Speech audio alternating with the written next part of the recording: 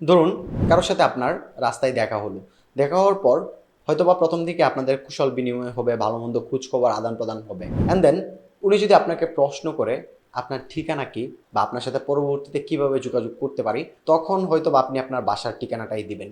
এই বাসার ঠিকানাটাই হচ্ছে আপনার এই যে বর্তমান জগৎ বা এই পৃথিবীতে আপনার প্রেজেন্স বা আপনার অস্তিত্ব। বর্তমানে ডিজিটালাইজেশনের এই সময়ে অনলাইনেও কিন্তু আমাদের একটাই ঠিকানা থাকা উচিত।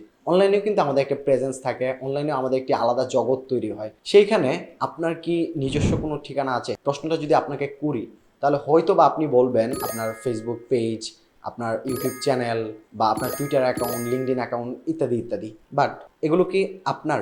ধরুন বরিশালের কোনো প্রত্যন্ত অঞ্চল আপনার গ্রামের বাড়ি, আপনি সেই ঠিকানাটিকে হয়তো বা মানুষের সাথে শেয়ার করেন বা আপনার স্থায়ী ঠিকানা হিসাবে সব জায়গায় ব্যবহার করেন। কিন্তু ঢাকাতে আপনি একটি ফ্ল্যাটে বা একটি বাসায় ভাড়া থাকেন, আপনি সেই ঠিকানাটাও হয়তো বা কাজের প্রয়োজনে মানুষজনের সাথে শেয়ার করে থাকেন। বাট সেটা কি আপনার রিয়েল ঠিকানা? সেটা কি আপনার স্থায়ী ঠিকানা? অবশ্যই না। সোশ্যাল মিডিয়া প্ল্যাটফর্মগুলো ঠিক সেই রকমই আপনার স্থায়ী কোনো ঠিকানা নয়। তাহলে আমাদের অনলাইনে স্থায়ী ঠিকানাটা আসলে কি? অনলাইনে স্থায়ী ঠিকানা হচ্ছে একটি পার্সোনাল পোর্টফোলিও বা পার্সোনাল পোর্টফোলিও ওয়েবসাইট। এই ওয়েবসাইটটি হবে আপনার পার্সোনাল ঠিকানা। তার মানে সোশ্যাল মিডিয়াগুলো একেবারে অকেচু বা মানুষের সাথে শেয়ারেবল না, ব্যাপারটা সেরকম না। অবশ্যই আপনার social media page, social media activities থাকা জরুরি, কিন্তু সেই সবের পাশে আপনার বিজনেস বা আপনার আলটিমেট ঠিকানাটা তৈরি করা উচিত একটি পার্সোনাল ওয়েবসাইটের মাধ্যমে। আপনার নেটওয়ার্কিং, মানুষের সাথে কানেক্টিভিটি যদি আপনি আপনার পার্সোনাল ওয়েবসাইটের থ্রুতে করতে পারেন, তাহলে যে বেনিফিটসগুলো আপনি পাবেন সেটা কিন্তু সোশ্যাল মিডিয়া থেকে আপনি পাবেন না। আরেকটি এক্সাম্পল আমরা দেই। ধরুন আপনার একটি ফেসবুক পেজ রয়েছে যেখানে আপনি নিয়মিত কন্টেন্ট দেন, নিয়মিত ভিডিও পাবলিশ করেন এবং সেটার থ্রুতে আপনি কোনো প্রোডাক্ট বা কোনো সার্ভিস সেল করেন। এখন হুট করে একদিন আপনার পেজটি কোনো কারণে সাসপেন্ড হয়ে গেল, দেন আপনার কি করার থাকবে? ফেসবুকের সাথে দু একটি মেইল আদান প্রদান করার পরেও যদি আপনি আপনার ফেসবুক পেজটি ফেরত না পান, আপনার বিজনেসটি সেখানেই দোষ নামবে। সেজন্য এইসব যে টুকিটাকি ইস্যুগুলো রয়েছে, এইগুলো এড়াতেই আমাদের একটা পার্সোনাল ওয়েবসাইট খুব জরুরি।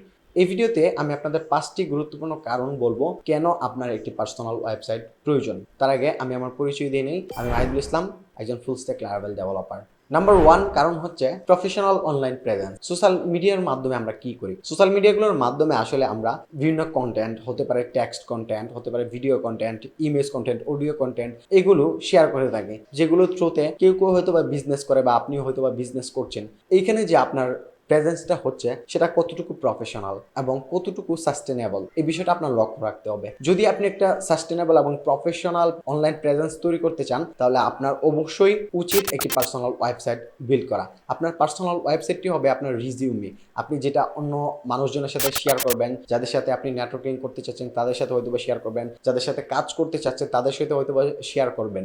দ্বিতীয় নাম্বার কারণ, শোকেস ইউর ওয়ার্কস। ফেসবুক বা ইউটিউব ইত্যাদি মাধ্যমে আমরা চাইলেই কিন্তু আমাদের যে বেস্ট কাজগুলো আছে সেগুলা খুবই ভালোভাবে প্রোডাক্টিভ ওয়েতে আমরা শোকেস করতে পারি না। কিন্তু আপনার যদি একটা পার্সোনাল ওয়েবসাইট থাকে, সেখানে আপনি খুব সুন্দরভাবে আপনার যেভাবে ইচ্ছে হয় আপনার যে বেস্ট কাজগুলো রয়েছে সেগুলো শোকেস করতে পারবেন। যে কারণে হলো আপনার একটি অনলাইন পার্সোনাল পোর্টফোলিও ওয়েবসাইট প্রয়োজন। তৃতীয় যে কারণটি রয়েছে, কন্ট্রোল ওভার ইউর ব্র্যান্ড। এই কারণটি নিয়ে শুরুর দিকে আমরা একটু কথা বলছিলাম, কেন আসলে আমাদের সোশ্যাল মিডিয়া থেকে একটি পার্সোনাল ওয়েবসাইট বেশি গুরুত্বপূর্ণ অনলাইন প্রেজেন্সের জন্য। আসলে একটি ফেসবুক পেজ যে কোনো সময় যে কোনো কারণে আপনার ডিসেবল হয়ে যেতে পারে। তারপর আপনি ফেসবুককে দু একটা ইমেল পাঠালেন, আপনার পেজটা ফেরত পেতেও পারেন, নাও পেতে পারেন। এই সময়ের মধ্যে ফেসবুকের সাথে মেইল চালাচালির সময়টার মধ্যে আপনার বিজনেস হয়তো বা গায়েব হয়ে যেতে পারে। আপনার অডিয়েন্স হয়তো বা আপনাকে খুঁজে না পাওয়ার কারণে অন্য কোনো জায়গা থেকে তার প্রোডাক্ট বা সার্ভিসটা নিতে পারে। আপনার যদি একটি পার্সোনাল ওয়েবসাইট হয়, এইসব কারণগুলো কিন্তু আপনি অ্যাভয়েড করতে পারবেন খুব ইজিলি। 4 নাম্বার যে কারণটা রয়েছে সেটা হচ্ছে নেটওয়ার্কিং অ্যান্ড অপরচুনিটিস। সোশ্যাল মিডিয়ার থ্রুতেও আমরা অনেক সময় নেটওয়ার্কিং করে থাকি, কিন্তু একই কাজ যদি আপনি আপনার পার্সোনাল ওয়েবসাইটের থ্রুতে করতে পারেন, সেটা যে সাস্টেনেবিলিটি সেটা অনেক গুণ বেড়ে যাবে। কারণ হচ্ছে ফেসবুক আমি আমার ইচ্ছা মতো কন্ট্রোল করতে পারি না, কিন্তু আমার পার্সোনাল ওয়েবসাইট কখন আমি কি আপলোড দিব, কখন কি কাস্টমাইজ করব, কি দেখাবো কি দেখাবো না, আমার কি প্রোডাক্ট আসবে, সেগুলো কোনো কিছুই ফেসবুকের উপরে নির্ভর করে না, সম্পূর্ণটাই নির্ভর করে আমার উপরে। সেই কারণে আমি যদি আমার ওয়েবসাইটের থ্রুতে আমার নেটওয়ার্কটা বিল্ড করি, সেটার যে রিলায়েবিলিটি সেটা অনেক বেশি হবে। আমাদের 5 নাম্বার যে কারণটি রয়েছে সেটা হচ্ছে আর্নিং অপরচুনিটিস। আপনি যদি ফেসবুক বা ইউটিউবে আপনার কন্টেন্ট আপলোড করেন, সেখানে একটা আর্নিং অপরচুনিটিস অবশ্যই রয়েছে, কিন্তু সেখানে কন্টেন্ট দেওয়া এবং সেখান থেকে আর্নিং করা যতটুকু না সহজ, আমি মনে করি একটা পার্সোনাল ওয়েবসাইট থেকে আর্নিং করা অনেক সহজ। ওয়েবসাইট থেকে আর্নিং করার ব্যাপারে আমরা হয়তো বা ভিন্ন কোনো ভিডিওতে আলোচনা করব। তো এই ভিডিওতে আপনাকে দুটি ওয়ে আমি বলি। আপনি যদি আপনার পার্সোনাল ওয়েবসাইটের মাধ্যমে ব্লগিং শুরু করেন, কন্টেন্ট রাইটিং শুরু করেন, আপনার ডেইলি লাইফের বিভিন্ন কাজ এসব হাবিজাবি বিষয় নিয়ে লেখালেখি শুরু করেন এবং সেগুলো ঠিকঠাকভাবে এসইও করতে পারেন বা করেন, বা যদি আপনি নিজে এসইও নাও পারেন, কাউকে হায়ার করে হয়তো বা আপনি এসইও করাতে পারেন, আপনার পার্সোনাল ওয়েবসাইটের থ্রুতে আপনি তো চান যে আপনার টার্গেটেড কাস্টমারের কাছেই পৌঁছাবে। তো সেখান থেকে একটা অডিয়েন্স আসার সম্ভাবনা অবশ্যই থাকবে। তারা যদি আপনার কন্টেন্ট পড়ে, সেখানে আপনি গুগল অ্যাডসেন্সের মাধ্যমে ইনকাম করতে পারেন। অথবা আপনি যদি চান যে আপনার কোনো প্রোডাক্ট বা সার্ভিস সেল করবেন, সেটার জন্য বেস্ট মাধ্যম হচ্ছে পার্সোনাল ওয়েবসাইট। এখন আপনি বলতে পারেন যে বিভিন্ন ফ্রিল্যান্সিং প্ল্যাটফর্ম রয়েছে লাইক ফাইবার, আপওয়ার্ক। হ্যাঁ, সেইখানেও আমাদের কিছু রেস্ট্রিকশন রয়েছে। আপনারা জানেন যে আপওয়ার্কে বর্তমান সময়ে একটা প্রোফাইল খোলা এবং সেটাকে অ্যাপ্রুভ করানো, ভেরিফাই করা খুবই হ্যাসেল।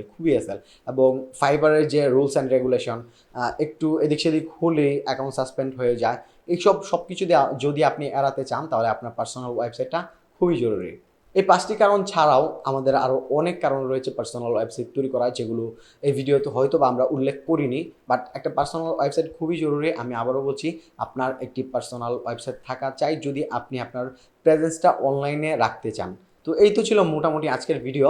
আরেকটা ব্যাপার আপনাদেরকে বলি, কিভাবে আপনি আপনার একটা পার্সোনাল ওয়েবসাইট তৈরি করতে পারেন খুবই ইজিলি ওয়ার্ডপ্রেস সিএমএস ব্যবহার করে, সেটা নিয়ে আমরা একটা ভিডিও প্ল্যান করছি। আশা করি এই ভিডিওর পরে ভিডিওটা হবে সেই ভিডিওটা।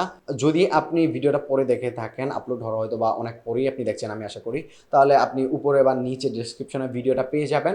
সেই ভিডিওটা দেখে আপনার নতুন একটি পার্সোনাল পোর্টফোলিও ওয়েবসাইট তৈরি করে ফেলতে পারেন। তো আজকের মতো এখানে শেষ করছি। দেখা হচ্ছে আগামী ভিডিওতে। সেই পর্যন্ত ভালো থাকুন, সুস্থ থাকুন। আল্লাহ হাফেজ।